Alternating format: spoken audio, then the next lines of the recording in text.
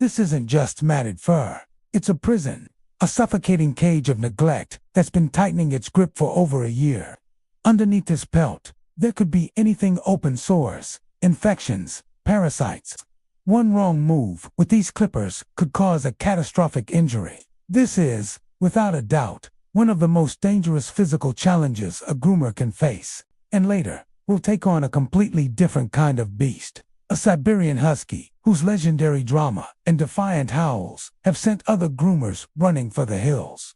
It's a pure battle of wills, where patience is the only tool that truly matters.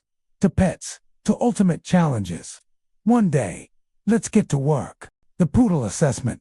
This is Patches, a standard poodle who was just rescued from a hoarding situation. The first thing you notice isn't the smell, it's the stillness. He barely moves, because, well, he can't. His entire body is locked in what we call a full body cast of matted fur. This isn't just a few tangles. It's a solid, felted mass that pulls on his skin with every single tiny movement. You see, a poodle's hair is a lot like ours. It never stops growing. Without regular brushing, their dense, curly coat quickly forms knots that can snowball into a crisis like this one. This level of matting is a massive health hazard. It traps moisture right against the skin, creating a warm, damp breeding ground for fungus and bacteria. The tightness cuts off blood flow, leaving the skin underneath inflamed, raw, and incredibly painful. In the worst cases, matting like this can hide maggots, fleas, and ticks, and even choke off circulation so badly that the limb itself can be lost. There's no brushing this out. Trying to would be absolute torture for Patches. The only humane option is to shave him down completely. I'll have to use a very short #10 blade to try and slide right underneath the mat, against his skin. This is where it gets dangerous. When fur is this tight, it actually pulls the skin up into the matting, making it incredibly easy to nick or cut him. I have to work slowly, let the clippers do the heavy lifting, and just pray we can free him without any more trauma. The Poodle, the grooming process. I'm starting on his back. It's the largest and usually safest area to begin. The main goal is just to find an opening, a way in. The clippers are struggling to get a bite. This matted fur is as tough as an old rug. I have to stop every few minutes to let the blades cool down. The friction can make them hot enough to burn his skin. You can see right here how the skin is tinting up, pulled taut by the hair. I'm using my free hand to stretch the skin as flat as I can, trying to create a safe path for the blade. It's just a slow, painstaking process. With each pass of the clippers, another chunk of the pelt falls away from his body. You can see the immediate relief in his posture. The skin underneath is pale and hasn't seen the light of day, but thankfully, so far I'm not seeing the raw, weeping sores I was dreading. That's a small miracle. The trickiest parts are always around the legs, under the belly, and near the ears. The skin is thinner there, and the matting is always the tightest. These are the spots where one slip can mean a serious cut. As the last piece of the matted coat falls to the floor, it's like he's shedding a suit of armor he was forced to wear. He can finally stretch his legs. He takes a hesitant step, and you can almost see the realization dawning on him. He's free. Getting a dog like Patches through a groom this extreme takes more than just skill. It takes the absolute best tools for the job, from specialized blades that stay cool to skin-soothing treatments for afterwards. Every piece of gear plays a vital role in their safety and comfort. If you're a pro groomer or just a dedicated pet owner who wants to see the equipment that makes these transformations possible, I've put a list of my trusted tools in the description below. And hey, if you find these stories as powerful as I do, hit that subscribe button to follow more of them. The Poodle, the bath, and finishing touches. Now that the dangerous part is over, it's time for the therapy. A warm bath.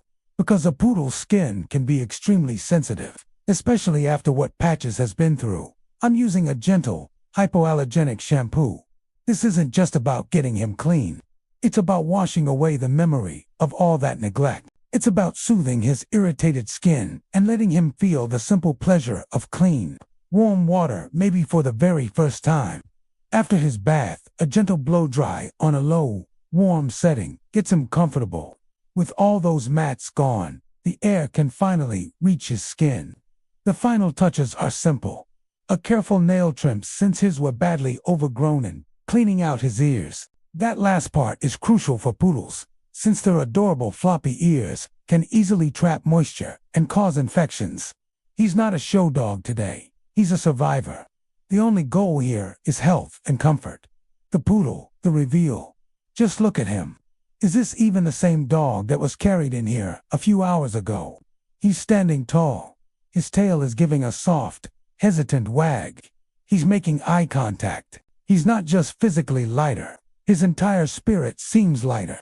He went from being a prisoner in his own body to a happy, beautiful poodle. This right here.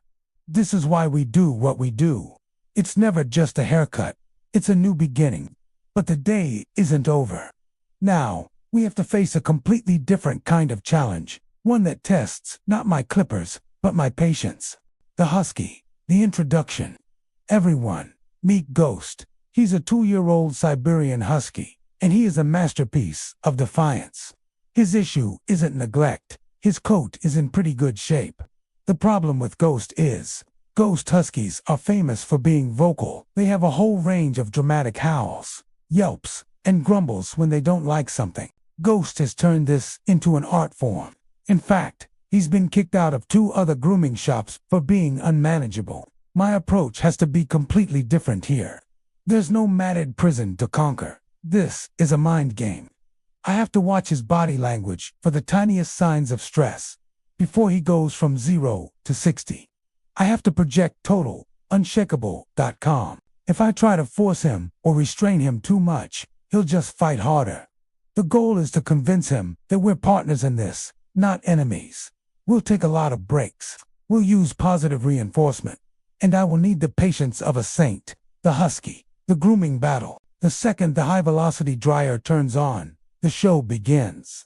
It starts with a low grumble, and then it builds into a full-throated, operatic howl. This isn't aggression. It's pure, 100%, unadulterated drama. He isn't trying to bite me. He is simply telling me, in no uncertain terms, about his profound unhappiness with this situation. A Husky's dense double coat is built for Arctic weather. This dryer is the only way to effectively blow out all the loose, dead undercoat to prevent mats and let his skin breathe in our climate. He throws his head back and sings the song of his people. He twists, he turns. It's like trying to groom a furry tornado. Through it all, I keep my touch light but firm and my voice low and calm. I show him every tool before I use it, letting him sniff the brushes and the combs. Every few minutes, when the drama hits its peak, I just turn everything off. We stop. I let him settle down, give him a reassuring word, and then we start again. It's a dance of one step forward, to howls back. The amount of fur coming off him is just staggering. A blizzard of white fluff is filling the entire room. The Husky, the breakthrough.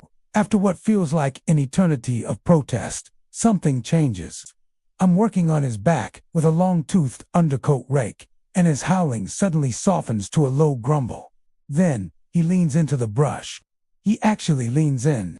For just a second, the drama melts away, and he's just a dog enjoying a good scratch. That's it. That's the breakthrough. That tiny moment of compliance is everything. It's the sign that he's starting to get that I'm not here to hurt him. From this point on, the tension in the room just drops. The protests don't stop completely. The nail clipping earns me a particularly mournful solo, but they've lost their frantic edge. He's still complaining, but now he's letting me do my job. He has begrudgingly accepted that we're in this together. And here he is, the finished Ghost, sleek, deshedded, and a whole lot calmer. His double coat is healthy, clean, and he's not carrying around what feels like a whole other dog's worth of extra fur. Today, we faced 2 totally different, but equally extreme, challenges. With Patches the Poodle, it was a physical fight against the devastating results of neglect. We had to surgically remove a prison of fur, just to give him a shot at a normal, healthy life. With Ghost the Husky, it was a mental game of patience and communication. We had to build a tiny sliver of trust with a dog that's famous for being a drama king. Both of these transformations show that grooming is so much more than just making a pet look pretty. It's an essential act of care, of health, and of trust. It's about giving an animal the comfort, safety, and quality of life that every single one of them deserves. Thanks for joining us on this wild ride today. If you believe every pet deserves to feel this good, hit that like button, subscribe, and ring the notification bell for more ultimate grooming challenges. Let us know in the comments which transformation shocked you the most. We'll see you next time.